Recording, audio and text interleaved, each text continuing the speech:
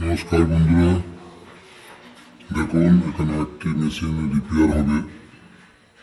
আগে থেকে আমি ঢাকনাটা খুলেছি। স্ট্রেঞ্জার ইপিটি 701 মেশিনটি। দেখুন এখানে কোনো রকমের কোনো ভলুমের নব একটাও নেই, সব ফেলে দিয়েছি। এই সুইচ কোনো রকম কোনো কাজ করছে না। এখানে আমার লাইন দিলাম, লাইন দিয়ে দেখলাম মেশিনের কোনো অডিও নেই। দেখুন আমি এখানে লাইন দিচ্ছি, ট্রিগার দিচ্ছি। দেখুন শুধু ওই ট্রিগার, দেখুন এই ট্রিগার দিচ্ছি, এটা অডিও ট্রিগার।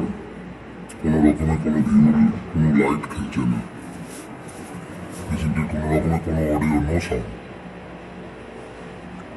ঠিক আছে, কি প্রবলেম আমি আপনাদেরকে জানিয়ে দেবো, দেখতে থাকুন। দেখুন এবার মেশিনটি রেডি হয়ে গেছে।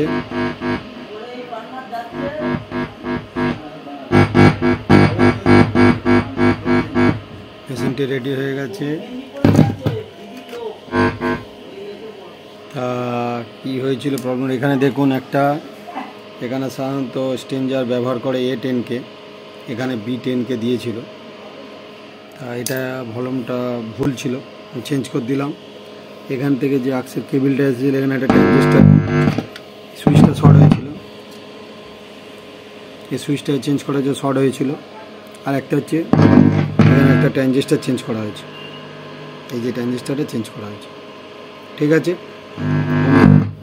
খুব বড় কিছু কেস হয়নি, ছোট্ট একটু কেস। মেশিনটি রেডি হয়ে গেছে।